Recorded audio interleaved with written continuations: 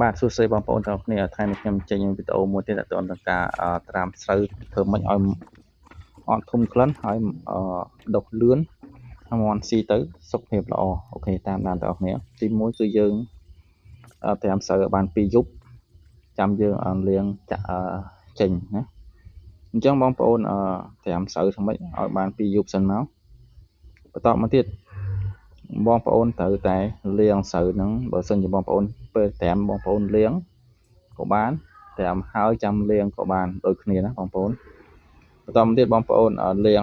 បាន2ទឹកឬក៏3ទឹកទៅខ្ញុំដោយសារខ្ញុំលាងហើយអស់ហើយអញ្ចឹង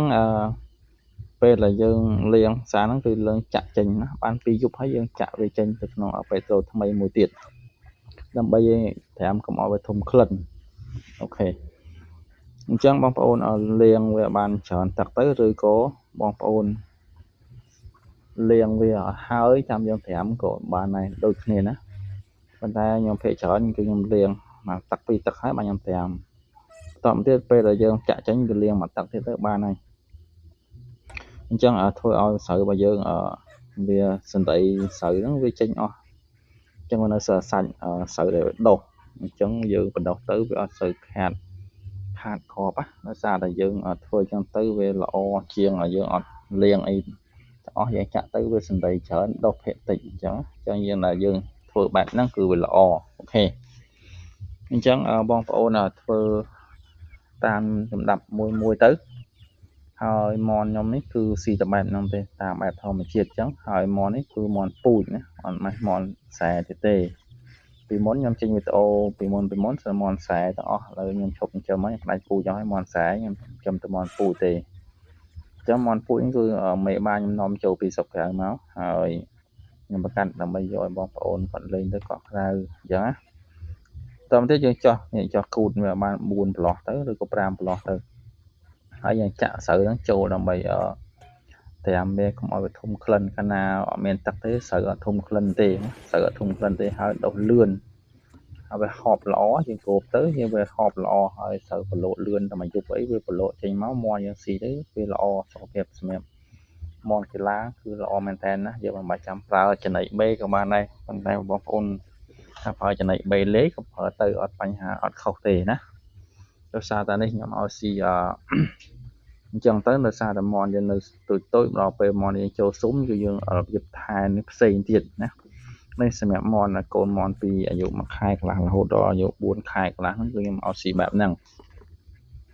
អញ្ចឹងកូនមន់វាសុខភាពល្អហើយអត់សូវមានខ្លាញ់ទេណាវាថត់តាមបែបធម្មជាតិសាច់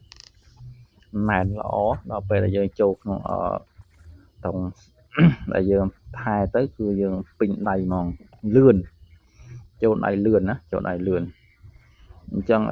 បងប្អូនធ្វើបែបហ្នឹងក៏បានឬក៏បងប្អូនមានបច្ចេកទេសណាមួយដែលល្អជាងខ្ញុំក៏ធ្វើទៅនេះខ្ញុំចែករំលែកបទពិសោធន៍ខ្ញុំផ្ទាល់ខ្លួនទេណាអញ្ចឹងបងប្អូនដែលលេងបាក់សិកីឡាគាត់ដឹងថារបៀបម៉េចឲ្យធ្វើឲ្យមន់សុខភាពល្អគឺធ្វើបែបហ្នឹងទៅនេះគឺជាចំណេះដឹងខ្ញុំតិចតួចចែករំលែកឲ្យបងប្អូនមើលទេអញ្ចឹងមេបើក្រហមនេះអីអាយុបាន4ខែកន្លះហើយអញ្ចឹងវាធំចិត្តរោមហើយណាអានេះដល់ពេលយើងចាក់ទៅវាហូរចេញបែបហ្នឹងអស់ទៅវាស្ងួតអញ្ចឹងស្រូវរបស់យើងគឺវាដុះលឿនហើយអត់ធំក្លិនទេ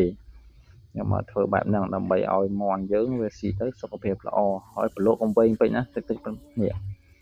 តិចប៉ុណ្ណឹងទៅបានឬក៏វែងជាងហ្នឹងបន្តិចទៀតណា2យប់ទៅវែងល្អប៉ុណ្ណឹងទៅបានហើយវាចេញមកសុខប្រឡូកវាសប៉ិនស្ដាយបណ្ដោះអញ្ចឹងមន់ស៊ីទៅវាសុខភាពល្អហើយវាធំធាត់លឿនហើយអត់កាំងគេមន់ទេណាសំខាន់ទី1គឺអត់កាំងគេមន់ហ្មងវាស៊ីទៅវាលេទៅអស់ហើយនេះមួកវាចេញមកគឺអត់ស្តៀនទៀតអូខេនេះយប់ទី2ណាយប់ទី2គឺចេញមកបែបហ្នឹងអញ្ចឹងគឺស្អាតហើយអត់ធំក្លិនទេហើយយើងស៊ីទៅវាចំណេញយើងលេជាមួយកន្ទក់លេជាមួយពោតអីបន្ថែមទៀតដើម្បីឲ្យវា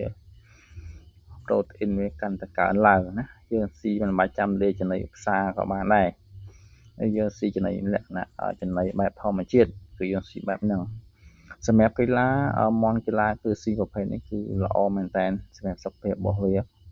គឺរោមវាភ្លឺស្អាតណាមើលទៅ របស់ខ្ញុំគឺភ្លឺស្អាតណាស់ហើយសំខាន់មួយទៀតគឺអត់ងាយចូលជំងឺទេបងប្អូនឲ្យស៊ីបែបហ្នឹងគឺអត់ងាយចូលជំងឺទេបងប្អូនសាកមើលទៅណាអញ្ចឹងអានេះទៅពីចាប់ផ្ដើមមេ3ទេមេ3 4ទេណាអានេះតំបានវគ្គទី2វគ្គទី1គឺធំដែរហើយចេះជួលខ្លះហើយណាហើយវគ្គទី2ទៅពីចាប់ផ្ដើមអញ្ចឹងមន់សៃកាឡាហ្នឹងព្រោះដោយសារតែអញ្ចឹងមន់សៃកាឡាយើងចំណេញជាងមន់ខ្សែដោយសារមន់ខ្សែយើង1គីឡូ2គីឡូក៏យើងលក់បានតែ10000ជាងទេមន់កីឡាយក1 2គីឡូអញ្ចឹងលក់បាន50រៀលឬក៏50រៀលលើសហ្នឹងអញ្ចឹងទៅតាមតង់របស់យើងល្អឬក៏តង់យើងអត់គុណភាពអញ្ចឹងគុណភាពជាចម្បងយើងចាំមន់កីឡាគឺយកគុណភាពជាចម្បងគឺយកគីឡូទេអញ្ចឹងណាចឹងនេះខ្ញុំចម្រាញ់យកគុណភាពដែលល្អឲ្យបងប្អូនទៅលេងគាត់ក្តៅណាអានពួកនេះគឺសិល្បៈមន់លឿនហ្នឹងអញ្ចឹងណាសិល្បៈប្រភេទមន់ពួកវ៉ៃរ៉ូអញ្ចឹងខ្ញុំបានសម្រាងយកគុណភាពមន់ដែលល្អសម្រាប់ឆ្នាំក្រោយណាឆ្នាំនេះអត់បានទេហើយមានប្រហែលក៏បងប្អូនគាត់ចែកទៅអស់ហើយតាមភូមិបងប្អូនគាត់ចែកទៅអស់ហើយនៅសល់តែមន់ស្ទៀវអត់តាន់ពេញរោមនិយាយទៅអត់តាន់ពេញរោមទេហើយបងប្អូនឲ្យឆ្នាំក្រោយនឹងមានច្រើនជាងនឹងទៀតខ្ញុំនឹងនាំមេចូលមកច្រើនទៀតណាឥឡូវខ្ញុំអត់តាន់បាននាំទេដោយសារតែអត់តាន់រៀបចំត្រង់បានស្អាតបាតហើយឆ្នាំក្រោយខ្ញុំនឹងរៀបចំឲ្យស្អាតបាតហើយខ្ញុំឲ្យមានមន់ល្អជាងនឹងឲ្យបងប្អូនមើលទៀតអរគុណបងប្អូនសម្រាប់បងប្អូនទាំងអស់គ្នាដែលបានតាមដានវីដេអូមួយនេះហើយរដូវកាលនេះគឺជារដូវកាលមួយដែលធ្លាក់ខ្យល់ពីជើងមកមាត់បងប្អូនអាចមានជំងឺផ្ដាសាយឬក៏រួញកអញ្ចឹងបងប្អូនត្រូវតែដាក់ថ្នាំការពារដើម្បីកុំឲ្យមានជំងឺផ្ដាសាយវាចូលក្នុងតង់បងប្អូនណាហើយពួកនេះអីស្រាវយកបាន6ខែជាងខ្ញុំចាប់ចូលស៊ុំនេះគេយកហើយអាស2គ្រាប់នោះគេយកហើយនៅមេអំបៅអាខ្លែងហើយអាដាងនោះក៏គេយកដែរណាគេកក់លុយយកអស់ហើយតែដល់2គ្រាប់នេះទេអត់តាន់ដាក់ចិត្តជុលអាខ្លែងដាក់ចិត្តជុលហើយប៉ុន្តែអាមេអំបៅនេះអត់ដាក់ចិត្តជុលទេយកទៅបាន6ខែកន្លះអញ្ចឹងពួកសិល្បៈពួកវ៉ៃរ៉ូអញ្ចឹងអត់តាន់បានឲ្យបងប្អូនទេដោយសារតែវាតាន់ដាក់ចិត្តជុលហើយទូស្ទៀវក្រោយនេះទៅបាន4ខែជាងនេះគឺអត់តាន់ដោះរោមចិត្តទេនៅទៅកតុយពេចមកនេះគឺទៅឡើងខ្លួន